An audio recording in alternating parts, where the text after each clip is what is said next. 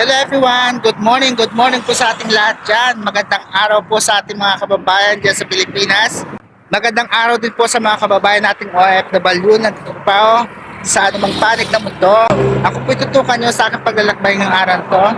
Gawa ng day off ko at mamimili po tayo ng mga stock natin for the week. Let's go guys!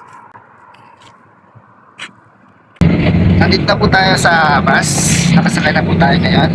Kaya hintay-hintay lang po tayo mga after 15 minutes nasa shopping mall na tayo.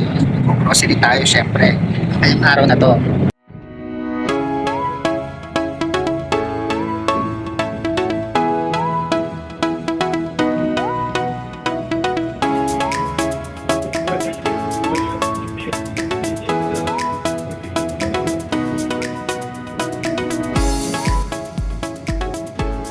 Pupunta na po tayo ng supermarket.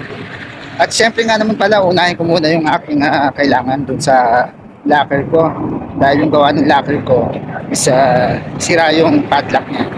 Kaya unahin muna natin ngayon.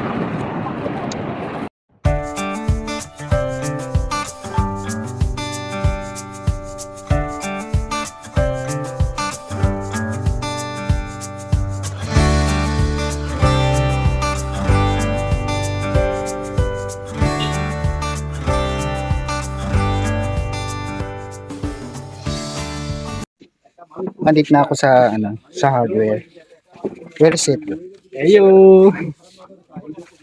I'm vlogging. Hello my dear. Video. Yeah. Ayan.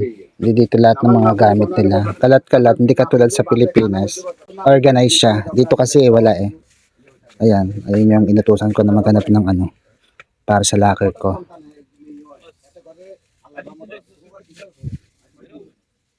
Ay. Can I see? Ito na siya guys. Ayan. Yung kailangan ko kasi sa locker ko. My money is 5KD. It's okay? 5KD.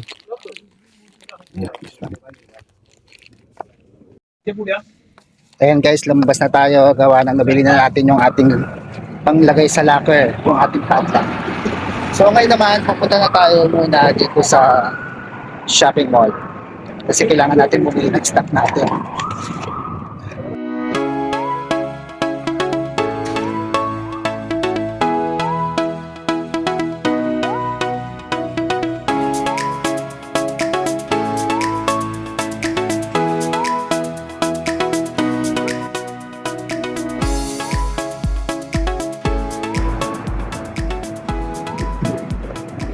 Pasok tayo rito sa loob.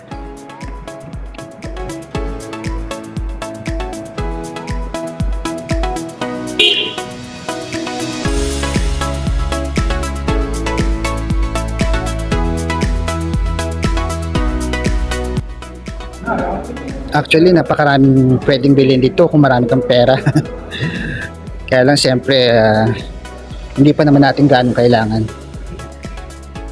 Shopping muna tayo rito.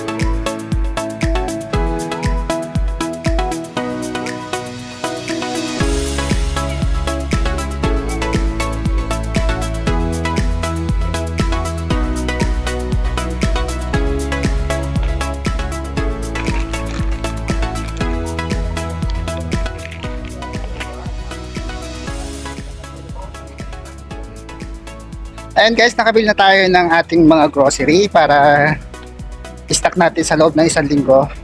And then bibili naman tayo ng baka. Gawa na nagkikrib tayo sa baka. Ayan. Punta tayo sa fish market guys. Dito sa tanghali, dahil sa sobrang init, hindi lumalabas yung mga kweti. Siyempre, takot ka sa init. kaya yun, hindi sila lumalabas. So, bali ginagawa nila sa gabi talaga. Kasi mas prepared nila yung gabi. Kapag lumalabas sila ng gabi, nakakapamasyal sila ng kahit saan. Ayan, kaganda ng lugar na to. Sa gabi kasi yan, meron siyang fountain. May fountain siya dyan. Kaya iba't ibang kulay makikita mo. Ayan, sa ngayon ito naglalakad ako papunta sa fish market. So bali, nantabayanan nyo lang ako sa aking pag-shopping guys. Pagod na ako. Eto, bit-bit ko yung mga dalahin ko. Ayan guys. Oh my goodness. Pasok tayo rito sa loob. Kasi bibili tayo ng baka.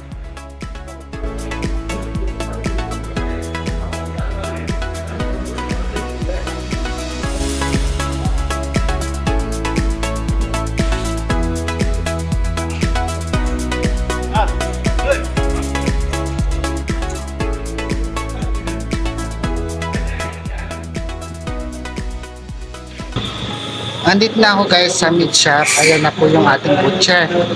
Bibili po tayo ng baka ngayon. Suki ko po yan guys. Ayan guys. Ito na, nabili ko na siya. Ang bulalo natin yun. Ayan. Okay, masalam, syukran. Lala, bye-bye. Aywa. Syukran. Ano safar? Sino Saudi? Safar. Yala, syukran. Bye. Masalam. Okay, bye. Bengali, Hindi na Bengali.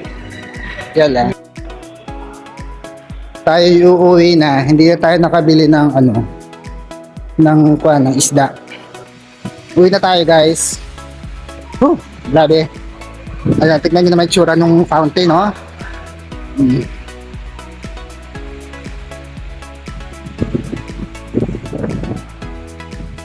Okay, kita nyo yung fountain guys. Ganda. My goodness, pagod ako. Pahinga muna ako saglit.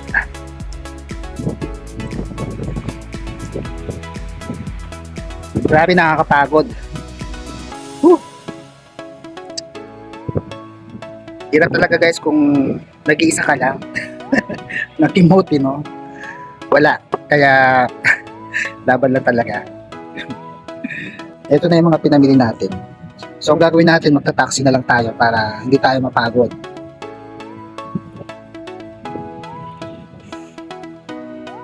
Hindi na tuloy ako nakapamili ng isda.